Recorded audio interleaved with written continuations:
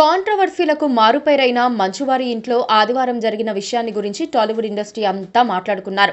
మంచు ఫ్యామిలీలో ఎన్నడూ లేని విధంగా ఓ షాకింగ్ ఘటన టాలీవుడ్ ని షేక్ చేసింది.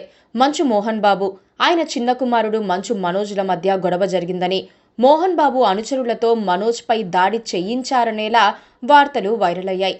మంచు మనోజ్ తనపై తన తండ్రి దాడి చేయించినట్లుగా మీడియా ముందు ప్రకటించడమే కాకుండా తనపై దాడి చేసిన వారిపై ఫిర్యాదు చేయబోతున్నట్లుగా ప్రకటించారు.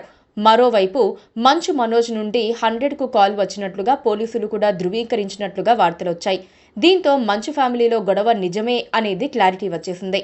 జూబ్లీహిల్స్లోని మంచు మనోజ్ ఇంటి ముందర కారు అద్దాలు పగిలిపోయి ఉన్నాయని కూడా వార్తలొచ్చాయి.